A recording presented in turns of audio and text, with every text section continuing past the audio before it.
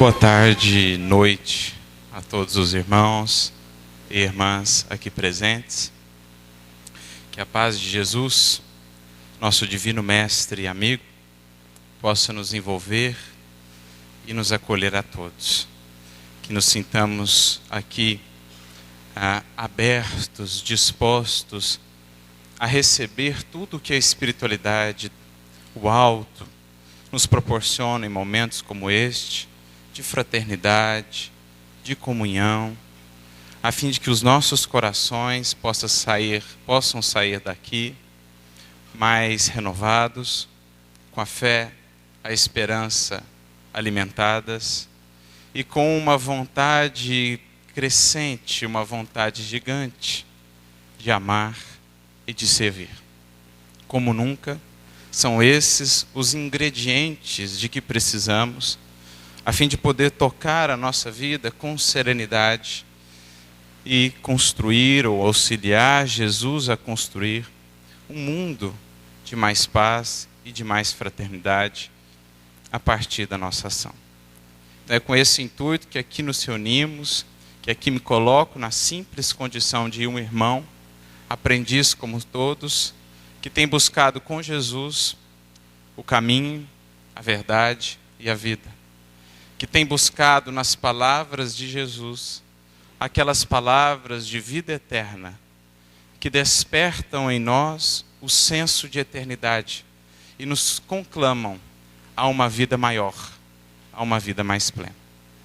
O meu muito obrigado pelo convite, pela oportunidade de aqui estar, e não poderia começar a reflexão sem antes fazer alguns agradecimentos especiais aos queridos amigos Fernando e Clévis, que receberam a mim e a Flávia com tanto carinho, a nossa gratidão pela hospitalidade, pela amizade, e um agradecimento em especial ao seu Bazan, que também nos acolheu com a sua generosidade, com a sua bondade, nos proporcionando momentos inesquecíveis ao coração e à memória.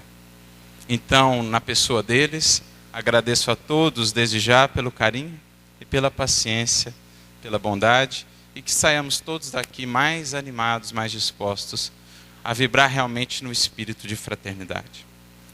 E o tema que nos propusemos dessa noite é daqueles temas ou daquelas lições do Evangelho um pouco mais desafiadoras num primeiro olhar. Tanto é que foi um dos temas ou uma das passagens do Evangelho escolhidas por Kardec para fazer parte daquele capítulo no Evangelho segundo o Espiritismo intitulado Estranha Moral, ou em algumas traduções, Moral Estranha. Porque num primeiro relance parece de fato difícil de entender ou de conceber que tais palavras ou tais lições possam ter de fato saído da boca de Jesus. Algumas falas do Mestre parecem-nos chocantes, parecem mesmo contraditórias com toda a sua vida, com todo o espírito da sua mensagem. Mas eis que surge essa doutrina bendita, o Espiritismo, como chave, ou como um conjunto de chaves de entendimento, nos auxiliando a penetrar no sentido, nos tesouros ocultos, até mesmo dessas lições que nos parecem as mais contraditórias. Dirá Kardec em O Evangelho segundo o Espiritismo, capítulo 8, no item 17, que nenhuma das palavras ou nenhuma das falas de Jesus é absurda para quem quer que consiga aprender o seu sentido alegórico e profundo.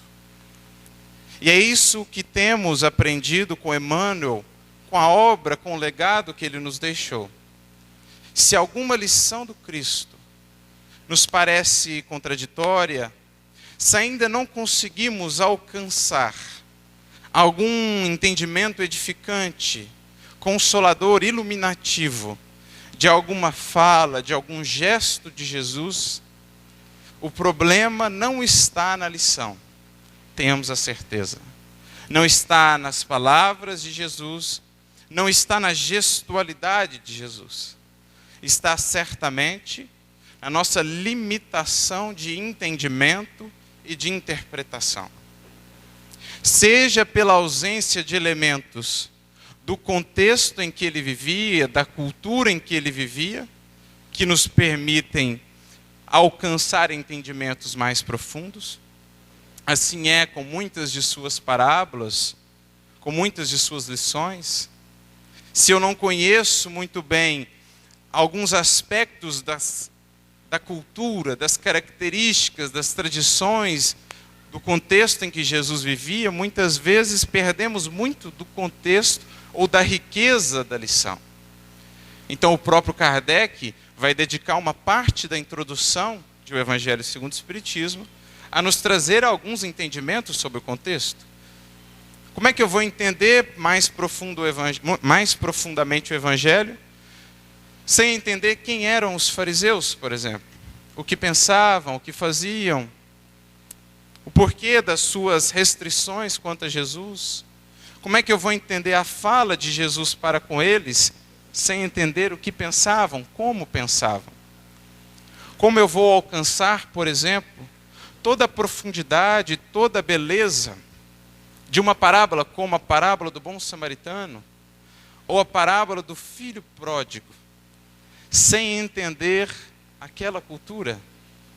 Como que aquele pai da parábola do filho pródigo era algo altamente contrastante com tudo que se concebia de amor e de família naquele contexto. Algo que hoje nos escapa se não olharmos aquele tempo, aquela cultura. Como muito bem fez, e aqui um livro que recomendo, Kenneth Bailey, no seu livro As Parábolas de Lucas. Quanta riqueza não nasce do simples esforço por entendermos melhor aquele povo, aquele tempo. Como as parábolas se abrem, se ampliam em beleza e em riqueza. Então esse é um dos elementos limitadores que o Espiritismo irá nos incentivar a estudar. Aprender com as outras denominações cristãs, que fazem um trabalho muito precioso de esclarecimento nesse sentido. E o outro elemento limitante, certamente, será a incompreensão de muitas das leis divinas, das leis espirituais, que o Espiritismo irá revelar. Como entender mais a fundo as curas de Jesus? A cura de um Lázaro, a cura de uma mulher hemorroíça, a cura de um cego de nascença, sem entender aspectos como mediunidade, lei de causa e efeito, reencarnação, hierarquia espírita, quando vemos no Cristo aquele espírito já eminentemente adiantado e, portanto, apto a lidar com os fluidos, com o magnetismo, até mesmo com o fluido cósmico universal, de maneiras que ainda nos fogem. E daí aquela sua capacidade de fazer curas que naquele tempo pareciam milagrosas, mas que à luz do Espiritismo nada mais são do que o desdobramento de leis naturais, tendo em vista a condição espiritual do Cristo, um espírito puro, portanto conhecedor daquelas leis e capaz de se utilizar delas para a sua ação. Então o que nós estamos aprendendo com Kardec, com Emmanuel, a fim de inaugurarmos um estudo do Evangelho mais aprofundado, é que se alguma lição ainda nos parece fechada, contraditória, não a desprezemos por isso. Não a consideremos como um equívoco, como um erro de grafia ou de cópia dos evangelhos, que é o que geralmente adotamos quando não conseguimos penetrar no sentido da lição.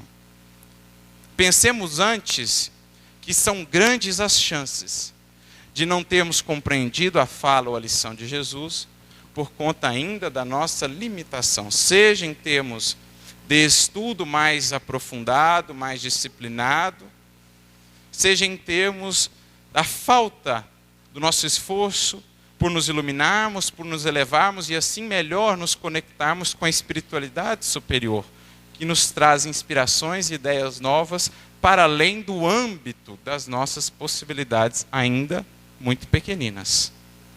Porque muito do estudo do Evangelho será ou se dará através dessa interação mais estreita com a espiritualidade superior.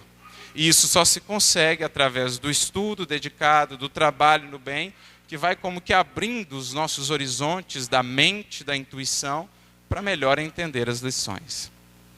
Então o Espiritismo surge como esse conjunto abençoado de chaves, de recursos, de leis e entendimentos que nos auxilia a penetrar melhor no sentido das palavras do Mestre. E é à luz do Espiritismo, à luz de tudo isso que temos recebido da doutrina espírita, que vamos melhor tentar entender hoje essa fala de Jesus, como disse, que está lá no capítulo 23, do Evangelho segundo o Espiritismo, Estranha Moral. Quando Jesus nos diz àqueles do seu tempo e a todos nós: não vim trazer a paz, mas a espada. É interessante isso porque em outro momento mesmo do Evangelho, em João, Jesus chega a dizer: a minha paz vos dou, vos deixo, mas não vou-la dou como o mundo a dá. Então parece-nos que Jesus, com todo respeito à expressão, tinha uma certa bipolaridade. Ora ele deixa a paz, ora ele não deixa a paz.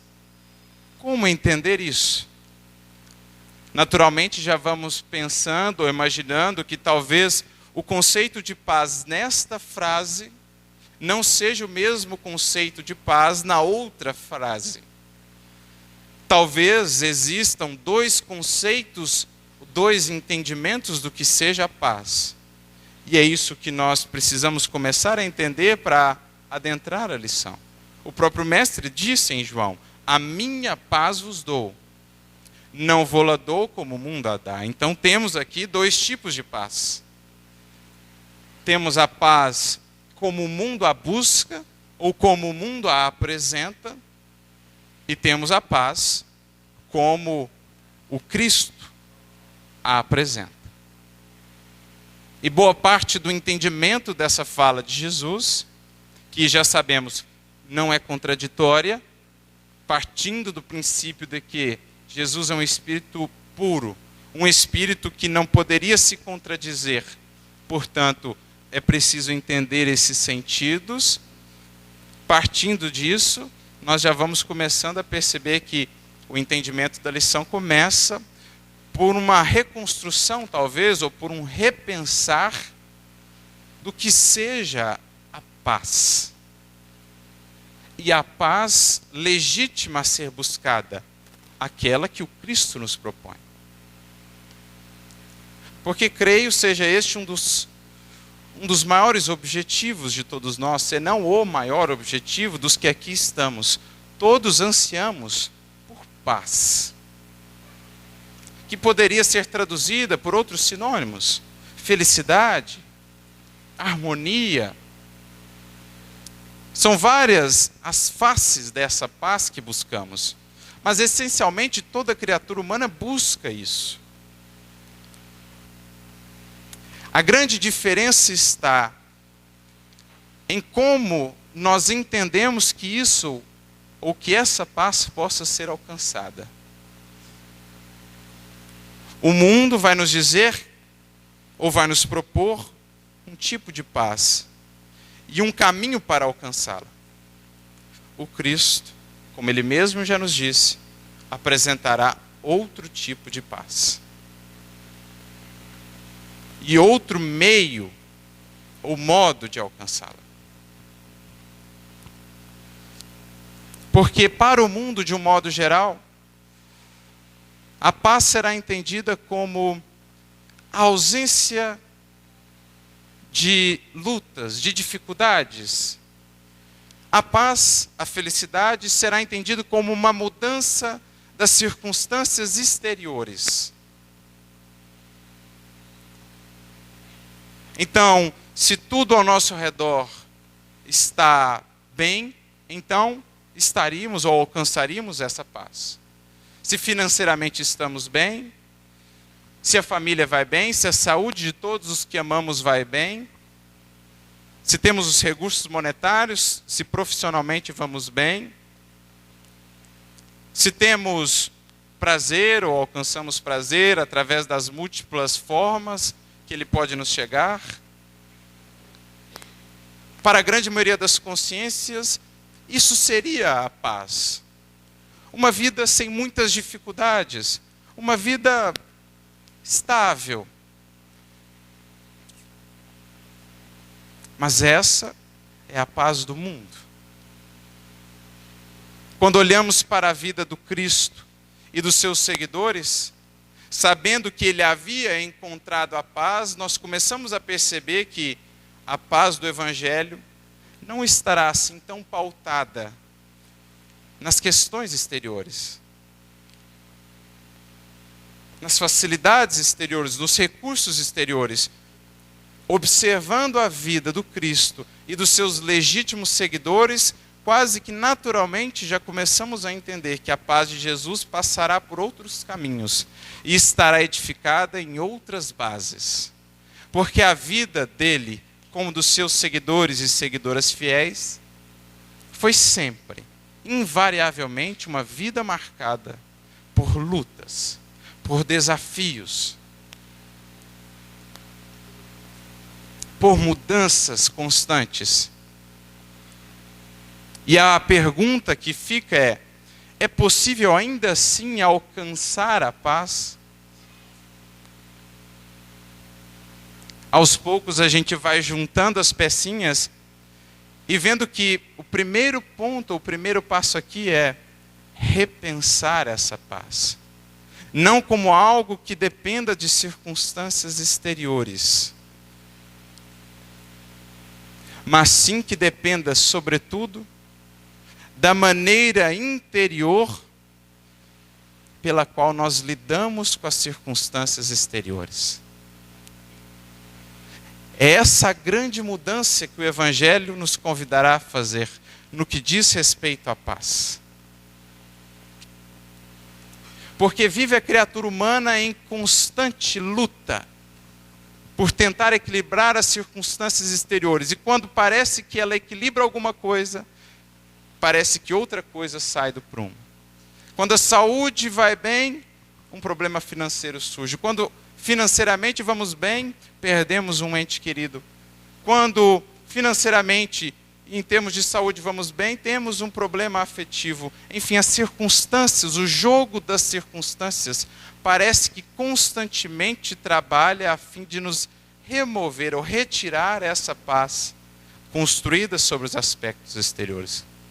Porque é da própria vida a transitoriedade, a mudança constante. Então lutamos com as circunstâncias, tentando equilibrá-las, julgando que quando elas estiverem todas certinhas, equilibradas, no lugar certo, onde a gente acha que deveria estar, com o dinheiro aqui, o recurso ali, aquele ente fazendo isso ou aquilo outro, aquela pessoa portando-se assim ou assado, como nós julgamos que deveria ser, a gente acha, então estaremos em paz. Mas essa é uma paz que parecemos nunca alcançar. Quando nos aproximamos, parece que ela foge mais uma vez. Como a nos dizer, não está aí. No incessante combate com as circunstâncias exteriores, a fonte ou a base da verdadeira paz. Os nossos inimigos, os inimigos de nossa paz, de nossa estabilidade, de nosso equilíbrio, não são as circunstâncias ou não moram fora de nós, não são as pessoas, nem as suas atitudes para conosco. Porque isso não está na nossa alçada. Não dominamos completamente todas as circunstâncias. Estamos sujeitos às determinações da vida, aos desígnios do alto, aos convites da evolução. Então logo vamos percebendo com Jesus que talvez o grande embate em busca da paz não será aquele por tentarmos a todo custo dominar as circunstâncias e as pessoas ao nosso redor, fazendo com que aconteçam ou se portem como gostaríamos. Talvez seja essa apenas uma batalha que nos consuma indefinidamente, sem nunca nos proporcionar efetivamente a paz. Buscamos aqui conquistar recursos, mas um dia eles passarão. Buscamos aqui e aqui fazer com que essa ou aquela pessoa ajam assim ou assado, mas um dia elas se portarão, não segundo como queremos, mas segundo elas querem, pois têm também o seu arbítrio. Então talvez não seja esse o grande embate. Talvez o embate seja outro. Talvez não sejam as circunstâncias, nem as pessoas, aquelas que nos impedem de alcançar efetivamente a paz. Talvez seja a maneira interior com a qual nós lidamos com as circunstâncias e com as pessoas. Porque ao contrário de tudo que me envolve, de tudo que me cerca, o que está dentro de mim, isso é da minha alçada.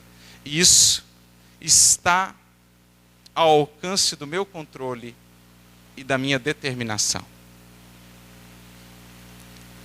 Então nós passamos a entender que o embate se transfere agora para dentro.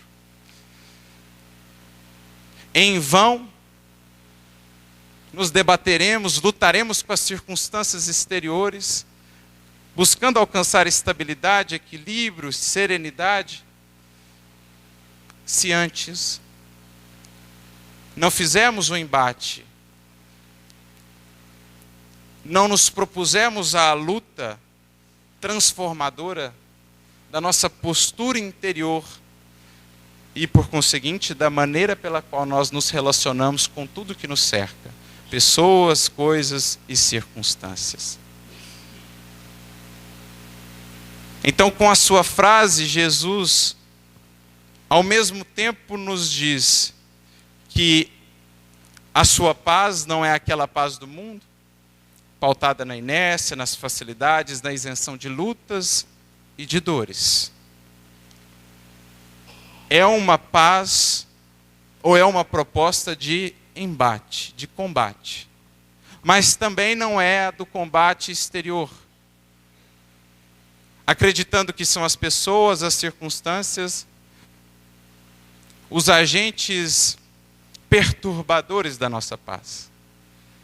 Ao mesmo tempo, nessa simples frase, Jesus nos convida a entender a paz como algo que se dê no combate, no embate, mas também num embate não com pessoas e circunstâncias, mas sim com nós mesmos.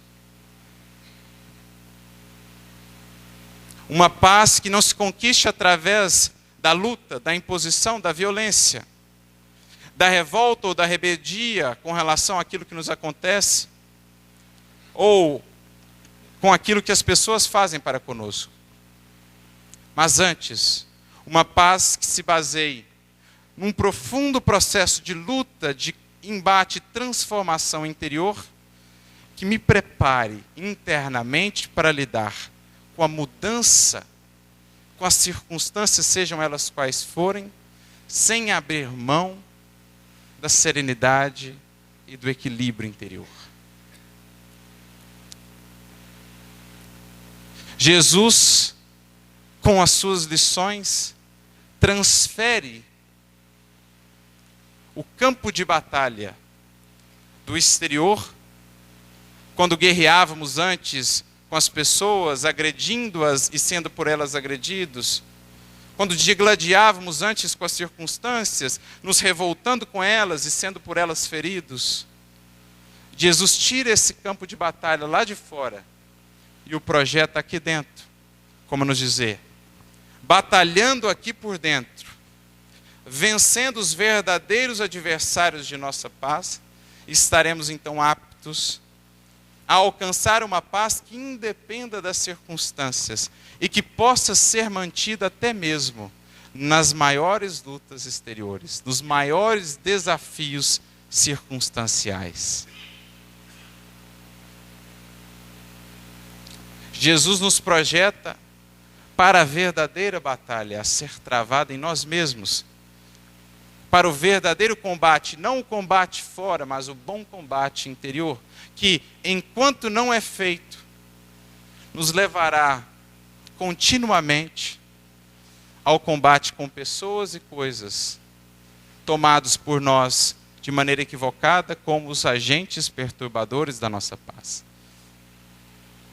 Em outras palavras, com Jesus ou com o seu evangelho, vamos aprendendo que enquanto não combatemos a nós mesmos, as raízes das aflições e das angústias que repousam no solo de nosso coração, estaremos em constante combate com os outros e com as circunstâncias, tomados por nós como nossos adversários.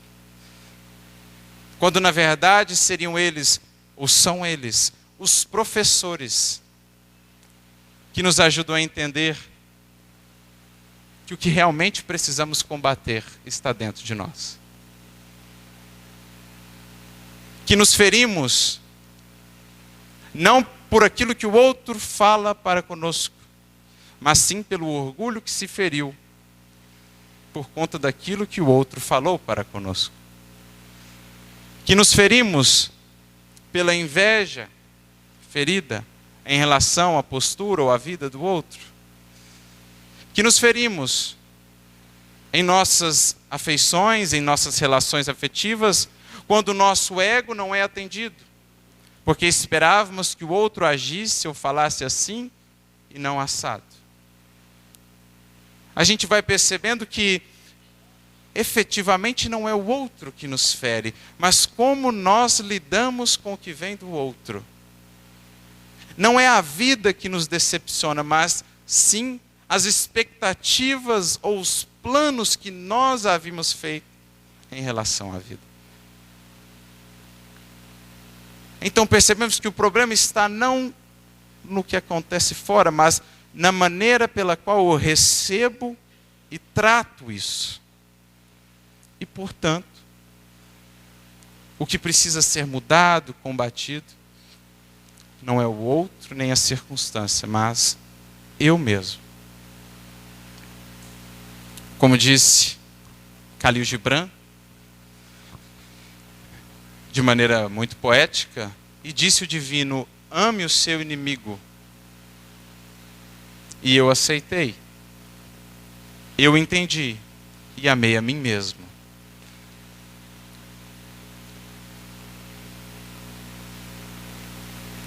Porque está aqui o que precisa ser tratado, trabalhado, renovado. E a essa espada, simbolizando aí um combate, que Jesus se refere na sua fala.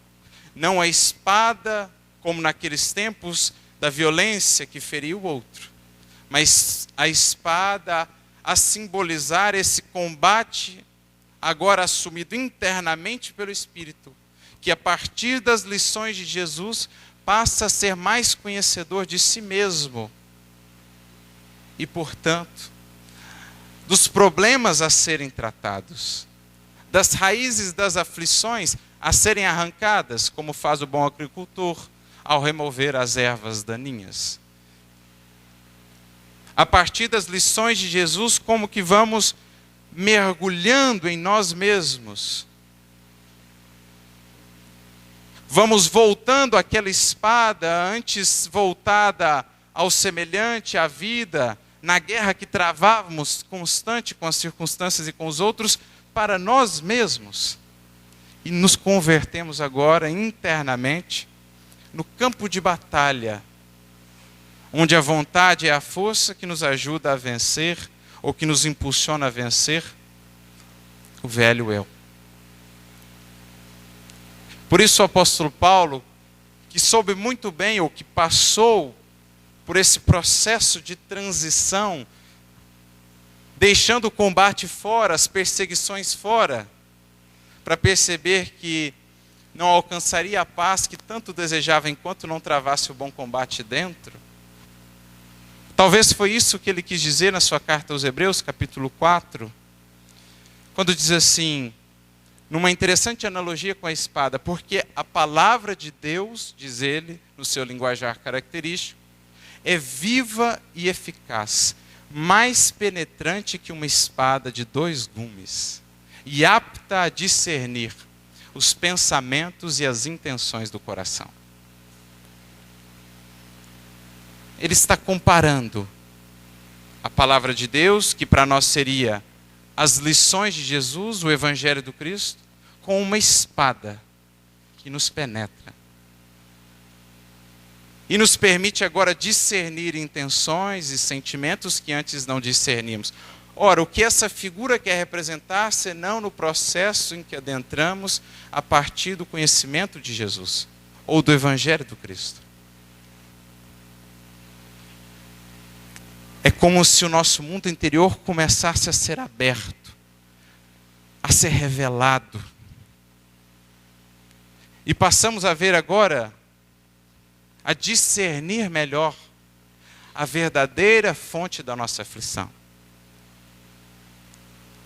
Antes, quando cerrados, quando ainda na superfície de nós mesmos, julgávamos ser o outro inimigo a ser combatido, atacado. Mas na medida em que o Evangelho vai abrindo-nos o coração, a mente, vamos percebendo, discernindo que o que realmente nos faz sofrer é o orgulho ferido, é o ego não atendido, é a inveja instigada. Como? Graças a esse processo de abertura que o entendimento do Evangelho vai fazendo conosco. O nosso mundo interior agora se torna uma zona de batalha, mas no bom sentido. O que eu sou, o que eu sei que eu sou, e já não mais quero ser. Inicia-se o bom combate, por deixar de ser o que já sei, não me convém mais ser. Algo que Paulo soube descrever muito bem na sua carta aos Romanos, capítulo 7, versículos 19 a 21. O bem que eu quero, esse eu ainda não faço. E o mal que eu não quero, eu ainda faço. Mas já há uma luta. Porque antes sequer eu queria o bem, agora eu já quero. Agora eu já busco. Agora o mal que parte, o que há em mim já me incomoda. Eu já sei que ele ali está e já o quero superar. Enquanto não havia despertado para isso, o mal morava sempre no outro. E era o outro a ser combatido. E por isso eu nunca encontrava uma paz mais duradoura, porque ela sempre repousava no proceder do outro, ou nas circunstâncias da vida. Quando eu transfiro isso para mim, agora sim, isso está ao meu alcance, isso eu posso mudar.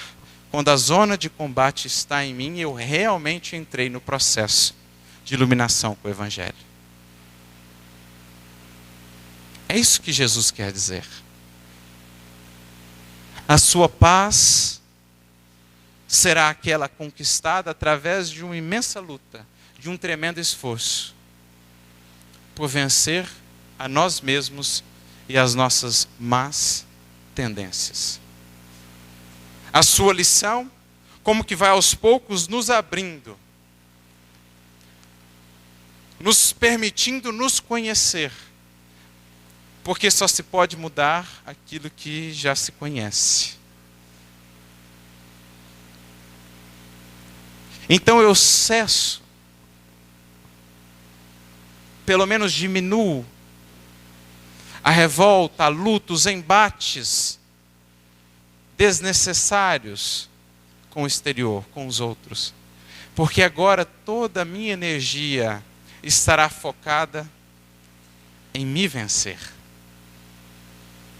Porque em me vencendo, vou aos poucos me tornando imune ao que quer que aconteça no exterior. O segredo da mudança aí está focar a energia em me transformar, tornando-me mais apto a lidar com qualquer circunstância e com qualquer pessoa. Porque aquele que vai se tornando humilde, torna-se inatingível pelo orgulho de terceiros. Aquele que vai se tornando caridoso se torna imune ao egoísmo de terceiros. Aquele que vai se tornando paciente se torna imune, inalcançável pela angústia e pela impaciência de terceiros.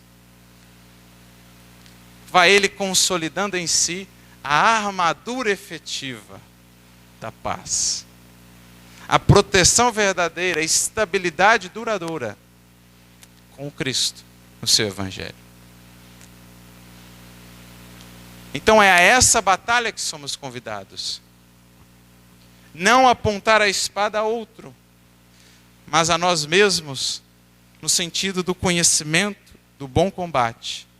E é por isso que, dirá Emmanuel, é a cruz de Jesus uma espada fincada no solo, ensarilhada, como a dizer, cerraram-se os combates com os outros, para começar o combate comigo mesmo. Olha que linda perspectiva. O formato da cruz é o mesmo formato de uma espada, mas não mais a espada erguida, a espada fincada, como a dizer, não mais o combate lá fora, mas agora o combate aqui dentro, peito adentro, na luta por nos vencer. É o que Emmanuel vai dizer de maneira muito bonita no livro Ceifa de Luz, capítulo 5, intitulado A Lição da Espada. Mais adiante, mais ou menos no meio do texto, ele diz: com Jesus a espada é diferente.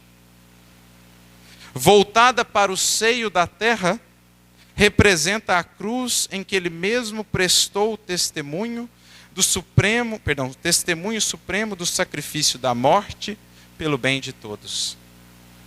É por isso que o seu exemplo não justifica os instintos desenfreados de quantos pretendam ferir ou guerrear em seu nome. Jesus não nos convida a ferir e guerrear a ninguém. Não nos convida a violentar a nenhuma consciência. Nos convida sim a apontar essa espada para nós. E a fazer o esforço amparado pela vontade para vencer os nossos instintos e as nossas paixões. A disciplina e a humildade, o amor e a renúncia marcam-lhe as atitudes em todos os passos da senda.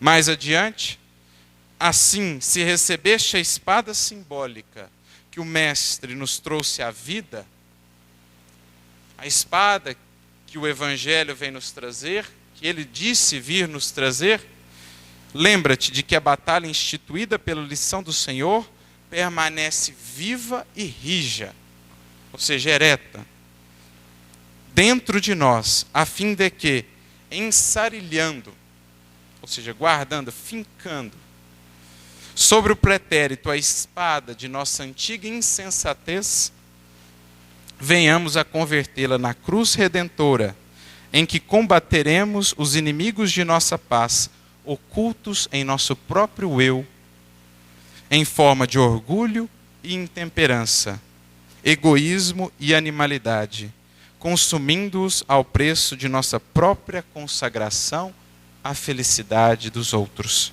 Única estrada suscetível de conduzir-nos ao império definitivo da grande luz. Então a espada que Jesus vem nos trazer, que ele cita em sua lição, é a espada da cruz. É uma espada fincada no solo. É a espada que representa sacrifício de nossa parte na vitória sobre o ego, disciplina de nossa parte na vitória sobre as paixões, renúncia de nossa parte na vitória sobre o orgulho, humildade de nossa parte na vitória sobre a vaidade. Essa é a espada cristã não por acaso é a cruz, ou tem a cruz a forma de uma espada. Mas o cristão luta com outras armas. É esse o combate a que Jesus se refere. É essa a arma que nós temos em mãos. A melhor arma que temos em mãos. Amor, renúncia, sacrifício e humildade. A arma esta invencível. Nem canhões, nem martírios, nem fogueiras jamais puderam vencê-la. Se alguém duvida disso, bastaria lembrar-se do exemplo do próprio Jesus. Em tentando matá-lo, a crueldade nada mais conseguiu do que realçar ainda mais a beleza e a grandeza da sua lição, que os séculos só souberam erguer e levantar. Então está aqui a grande diferença. Com Jesus, deixamos o combate exterior para assumirmos o bom combate no interior. Como bem disse também o apóstolo Paulo. O bom combate, na sua carta a Timóteo. Dirá Emmanuel no livro Palavras de Vida Eterna, capítulo 148. Estamos ainda em combate, portanto aflitos, angustiados, quando voltamos as nossas atenções única e exclusivamente para o exterior. Mas já adentramos o bom combate quando voltamos para dentro, identificando ali os verdadeiros inimigos da nossa paz. O combate prende o nosso coração ao chão, à crosta da terra, em processos dolorosos de reajuste, ao passo que o bom combate liberta-nos o espírito para a ascensão aos planos superiores. Enquanto não estivermos nesse bom combate interno por nos vencer, sobrará energia e tempo para combatermos e atacarmos os outros, perdendo energia, perdendo a paz e conservando a aflição. Mas no dia em que de fato adentrarmos do bom combate, tempo nem energia não sobrarão para desperdiçarmos, acusando, atacando e prejudicando a terceiros. Porque estarão toda essa energia e esse tempo dedicados à vitória sobre nós mesmos. E para que sejamos bem-sucedidos nessa batalha, nesse combate, talvez fosse interessante nos precavermos, nos prepararmos.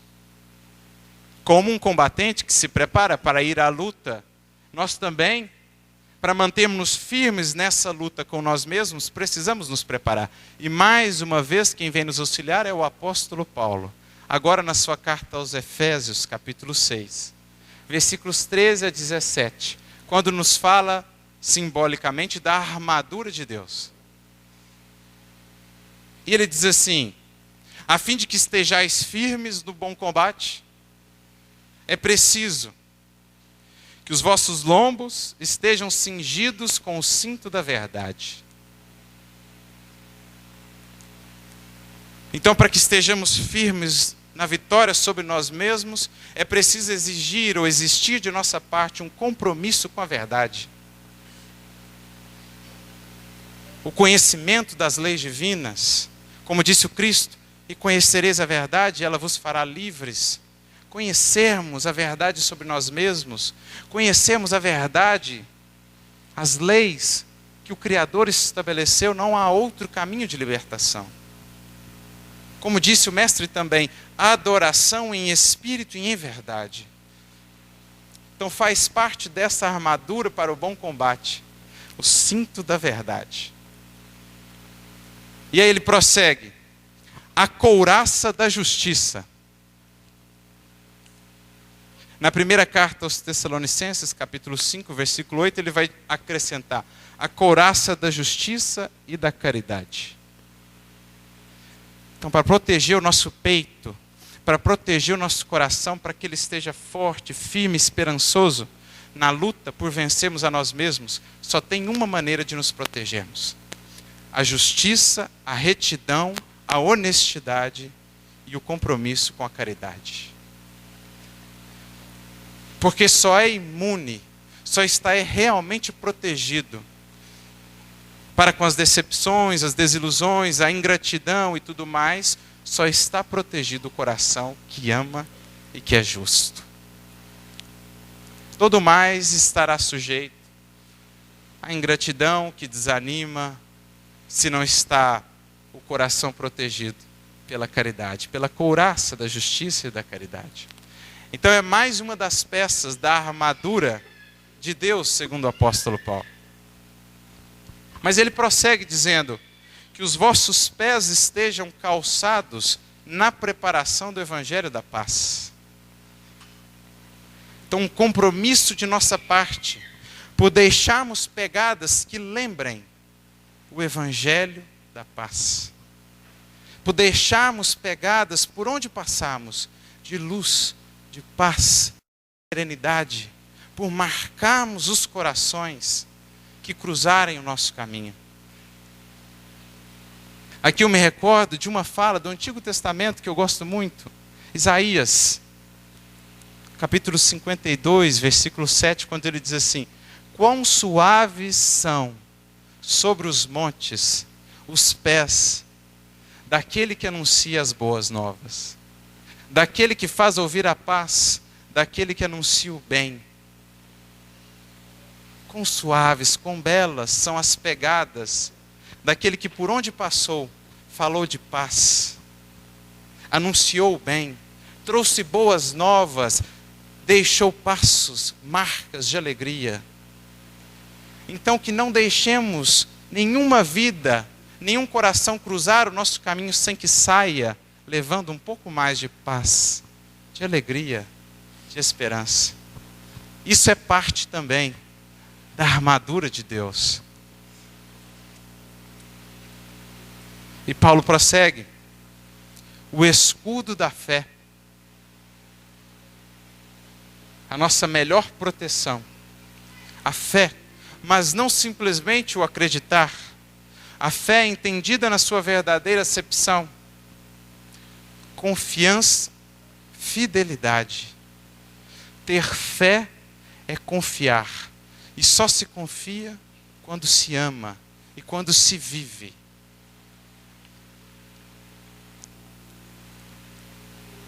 Ter fé é ser fiel. Ter fé no Cristo é ser fiel ao que temos aprendido com Ele.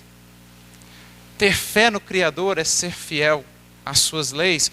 Em outras palavras, nos esforçarmos tanto quanto nos seja possível por vivenciarmos essas leis, perseverarmos, nos esforçarmos. Isso é ter fé, isso é ser de fato cristão. Não é essa a definição que temos do verdadeiro espírita? Aquele que se esforça por vencer a si mesmo, por se transformar, por ser fiel ao que tem aprendido com o Espiritismo. Não é isso que Kardec define? Isso é ter fé. E essa é a nossa melhor proteção. Uma vida amparada ou ancorada nas leis divinas é uma vida, é uma felicidade sólida. É o que dizia Jesus ao final do Sermão do Monte. Quem ouve as minhas palavras e não as pratica, constrói sobre a areia. As tempestades da vida vêm e levam. Mas quem ouve e as pratica, ou seja, quem é fiel, quem tem fé, constrói sobre a rocha. Vêm os ventos, as tempestades, correm os rios e as águas, mas não destroem a edificação. Isso é ter fé. E é parte da armadura para que estejamos firmes neste bom combate. Mas segue Paulo dizendo: e tendo o capacete da salvação. De novo, em 1 Tessalonicenses 5,8 ele acrescenta: o capacete da esperança na salvação. Então, para proteger a nossa mente, para mantermos ela sintonizada com o alto, com a luz, é preciso nos protegermos com a esperança. Porque é a esperança, a luz que nos faz caminhar nos momentos de maior sombra. Por isso dirá Emmanuel no livro Consolador: se a fé é o sol, a esperança é o luar. Então, quando tudo ao nosso redor quer nos levar ao pensamento pessimista, desanimado, abatido, o capacete da esperança nos protege e nos faz continuar a pensar no alto, no alvorecer após a noite, na calmaria após a tempestade. É o capacete ou a esperança, a luz do luar nos momentos de treva, de sombras na nossa caminhada. Portanto, é parte imprescindível da armadura do bom combate. Eis que aí estamos preparados. Capacete da esperança, couraça da justiça e da caridade, escudo da fé, o cinto da verdade e os pés calçados na preparação do Evangelho da paz. Aqueles que isso buscarem estarão fortes, estarão firmes na luta por vencerem a si mesmos e encontrarem então aquela paz que o Cristo prometeu aos seus seguidores, que nasce mesmo em meio à luta tremenda lá fora. A serenidade, a esperança e a confiança intocáveis aqui dentro. Eis o bom combate. Eis a espada da qual Jesus se faz portador. Vem remexer o nosso mundo interior, mostrar o que somos, a fim de que possamos trabalhar isso e vir a ser o que desejamos, o que estamos destinados a ser. Como ele também diz: eu vim trazer fogo à terra, e mais não quero que ele se alastre. Vem o Cristo trazer o fogo à terra do nosso mundo interior. Fogo que ao mesmo tempo que queima o que é velho, o que é impuro, faz luz. É um agente purificador. O fogo do combate interior. Por isso diz também Paulo: meu Deus é um fogo consumidor. A experiência com o Evangelho, quando bem cultivada no coração, consome aos poucos as nossas imperfeições, deixando apenas o ouro puro das virtudes que são a nossa verdadeira riqueza. Quem assim o faz, quem assim se vence, alcança a verdadeira paz. Então não nos espantemos se, à medida que formos estudando e entendendo melhor a lição de Jesus, a luta parecer maior, sobretudo aqui dentro. É um sinal quase certo de que estamos no caminho. Muito cuidado, se aqui dentro tudo estiver parecendo estagnado. Não acreditemos nessa falsa paz, a paz da água parada, que embora pareça tranquila, guarda no seu fundo o lodo e a podridão. A paz com Cristo não é dessa. A paz com Cristo é a paz da fonte, que está sempre em movimento, levando vida, esperança por onde passa, e por isso é viva, por isso é pura, e por isso segue a cantar. A paz com Jesus é a paz do movimento, do rio que, sereno, aprendeu a contornar obstáculos em busca do mar. Essa é a paz com Jesus, não a da água parada. É a paz do movimento, é a paz da bendita luta. É essa que nós precisamos buscar. Então, se a luta, se a temperatura interior parece aumentar, perseveremos, sigamos. Grandes as chances de estarmos no caminho adequado. Me recordo aqui de uma fala que está no Evangelho, no Apocalipse, livro de João, o último livro do Novo Testamento, capítulo 10, quando João relata um sonho seu, sonho mediúnico, onírico, mediunidade onírica, em que ele diz ver um anjo que ele trazia um livrinho e diz: coma deste livrinho, ele vai ser amargo no seu ventre e doce como mel na sua boca. Ele então come o livrinho e de fato diz: era na minha boca doce como mel, mas no ventre amargo. O que é isso senão um símbolo do que o Evangelho faz conosco? É doce, é consolador num primeiro momento, mas na medida em que se aprofunda em nosso mundo interior, é também desafiador. Mexe com as nossas entranhas, mexe com os sentimentos mais profundos, traz à tona as nossas impurezas, a fim de que possamos lidar com elas. Como o chá de boldo, amargo, que nos faz curar. É o que aquele livrinho representava. É o bom combate. E se teve um personagem que muito bem passou por esse processo, como já citei aqui, foi o apóstolo Paulo. E por isso encerro a reflexão com uma mensagem no livro Pão Nosso, capítulo 178, intitulada Combate Interior. Em que a gente vê muito bem a transição pela qual Paulo passou e que todos nós seremos convidados a passar. Aquele que antes combatia o exterior, queria dobrar os joelhos de gregos, de romanos, queria perseguir aqueles que não pensavam como ele, queria convencer com a sua oratória e eloquência os demais, mas chegou um momento em que ele foi convidado a um outro combate pelo mestre, pelo amigo. Emmanuel então comenta uma frase do próprio apóstolo em Filipenses 1,30, em que ele diz: tendo o mesmo combate que já em mim tendes visto, e agora ouvis estar em mim. Emmanuel comenta: em plena juventude, Paulo terçou armas contra as circunstâncias comuns. Então lutou contra as circunstâncias, de modo a consolidar posição para impor-se no futuro da raça. Pelejou por sobrepujar a inteligência de muitos jovens que lhe foram contemporâneos. Deixou colegas e companheiros distanciados. Discutiu com doutores da lei e venceu-os. Entregou-se à conquista de situação material invejável e conseguiu-a. Combateu por evidenciar-se no tribunal mais alto de Jerusalém e sobrepôs-se a velhos orientadores do povo escolhido.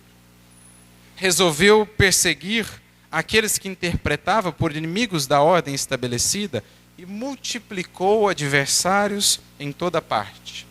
Feriu, atormentou, complicou situações de amigos respeitáveis, sentenciou pessoas inocentes a inquietações inomináveis, guerreou pecadores e santos, justos e injustos. Era Saulo em combate. Agora vem Paulo no bom combate. Surgiu, contudo, um momento em que o Senhor lhe convoca o espírito a outro gênero de batalha: o combate consigo mesmo. Chegada essa hora, Paulo de Tarso cala-se e escuta. Quebra-se a espada nas mãos para sempre. A espada converte-se em cruz. Não tem braços para hostilizar, e sim para ajudar e servir. Caminha modificado em sentido inverso. Ao invés de humilhar os outros, dobra a própria cerviz. Sofre e aperfeiçoa-se no silêncio, com a mesma disposição de trabalho que o caracterizava nos tempos de cegueira. É apedrejado, açoitado, preso, incompreendido muitas vezes, mas prossegue sempre ao encontro da divina renovação. Que engraçado.